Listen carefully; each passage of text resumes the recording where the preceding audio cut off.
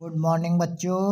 8th class, विषय हिंदी, पाठ 12, 8 अभिमन्यु। 3 दिसंबर सन 1971 की ठिठुरती सुबह यानी सर्दियों की सुबह अचानक जल उठी थी।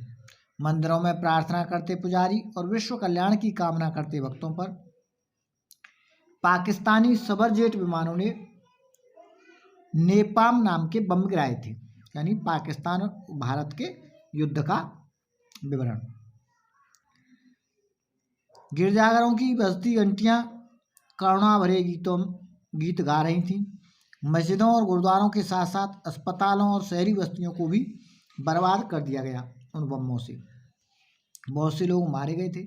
घायल, भ्रमित और चकित भारतीय नागरिक इस नरसंहार मीन्स मनुष्यों का जो मृत्यु हुई उसका अर्थ नहीं समझ पा रहे थे। ये अचानक कैसे हुआ। भारतीय वायुसेना के कमांडरों की एक ही राय थी, चोर को नहीं, चोर की माँ को मारो। पेड़ की जड़ काट दो, पत्ते तो आप ही सूख जाएंगे। अर्थात पाकिस्तान ने जो हमला किया है, हम पाकिस्तान की आर्थिक इकोनॉमी को ही ध्वस्त कर देते हैं। हर सैनिक का दिमाग रडार की बीमों की तरह अटक में जा अटका। अटक वहाँ का तेल शोधक कारखाना है। अटक का तेल शोधक कारखाना हर सैनिक के दिमाग में खटक सा गया था। अटक पर हमला करने के बाद भारतीयों का जिंदा लौटाना तो बिल्कुल असंभव था, क्योंकि वो भारी सुरक्षित जगह है और काफ़ी पाकिस्तान के अंदर भी है। वह एक नया चक्रव्यूह था जिसमें घुसकर धुआंधार लड़ाई करने के बाद अभिमन्यु को बाहर आना था, असंभव को संभव बनाना था। लेकिन कैसे? कॉन्फ्रेंस में बैठे राकेश और अन्य 7 पायलट इसी विषय को लेकर समुद्र मंथन सा कर रहे थे, अर्थात बातचीत कर रहे थे।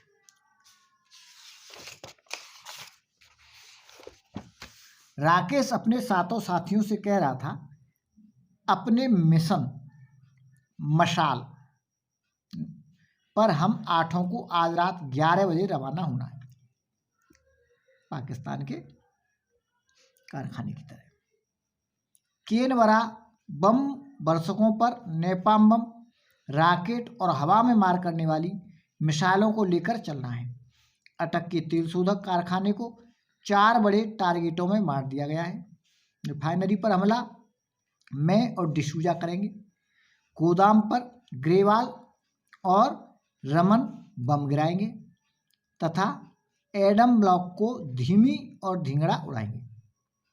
हमला एक के बाद दूसरा करेगा ताकि पहला दूसरे की सुरक्षा बनाए रखे। राकेश चुप हो गया, मगर उसकी आंखें अब भी बोलती सी लग रही थी, जैसे कह रही थी आगा पीछा सब स्वयं को ही देखना होगा, कोई बताने वाला नहीं होगा। जाना और आना सब खुद सोचना होगा। एक मुट्ठी में जीवन होगा, यानी जान हथेली पर रखकर, तो दूसरी में मौत, आना भी मुश्किल। चक्रव्यूह में घुसने के बाद अभिमन्यु निपट अकेला हुआ। अंतिम सांस तक, अंतिम आस तक उसे अपने ही दम पर जूझना होगा। रात के 11 बजने में 5 मिनट शेष थे। राकेश अपने 7 साथियों सहित हवाई पट्टी पर खड़े 8 कैनबरा विमानों को देख रहा था, जो पाकिस्तान की तरफ रवाना होने थे।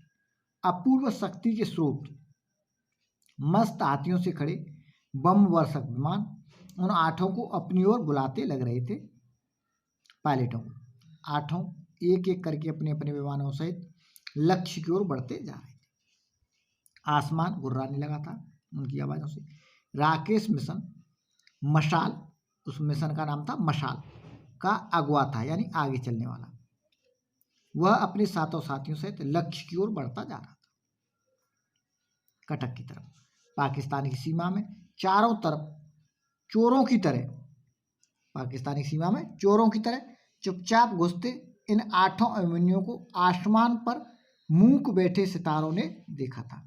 यानी इस तरह से छुप कर गए कि कोई उनको देख नहीं पाए, केवल आसमान देख रहा था। परंतु न आकाश ने उन्हें आने से रोका था और न ही हवा ने टोका था। अटक इंटरकॉम पर राकेश की आवाज़ चटकी थी। आइडेंटिटी कार्ड उसने आदेश दिया था। 8वां विमान चालक मीलों में पसरे तेल शोधक कारखाने का बेहंगम दृश्य देख रहे थे दूरबीन वगैरह द्वारा। रिफाइनरी, तेल के कुएं, गोदाम, एडम ब्लॉक सब बिल्कुल नक्शे पर बने चित्र के अनुसार थे। लेकिन एक और भी मुसीबत थी जो सुरसा के मुंह की तरह खड़ी थी। पश्चिम की पहाड़ियों की ढलान पर लगी विमान भेदी तोपों के दर्शन मात्र से ही वायुवीरों के रोंगटे खड़े हुए थे। जो पश्चिम की पहाड़ियों की ढलान पर इधर की तरफ विमान भेदी तोपों लगी हुई थी। भारी बम वर्षक कैनबरा विमान को इन तोपों के लिए निशाना बनाना बहुत ही आसान काम था। एक बार इन विमान भेदी तोपों के मुंह खुलने की देर थी, सब कराधारा धराशायी हो जाता। यानी अगर वो पहले चल जाती तो ये विमान नष्ट हो जाता। डिसूजा, तुम विमान भेदी तोपों को नष्ट करो। राकेश ने पूर्व योजना बदलते हुए दृढ़ स्वर में आदेश दिया। धर्म और धीरज, तुम दोनों तेल शोधक को नष्ट करो। राकेश ने फिर पूर्व योजना बना के ले गए थे, मौका दे करके उनको चेंजिंग किया। गैरी, तुम तेल के कुओं को और मैं गोदाम को अकेला बाद में उड़ाऊंगा। तो बच्चों आज ये 2 पेज हैं, एक 100 नंबर पेज और 99 नंबर पेज। ये भारत पाकिस्तान के लड़ाई में भारत वीरों की साहस और पराक्रम को दर्शाने के लिए इस पाठ को लिखा गया है। इसको आप स्वयं पढ़ेंगे।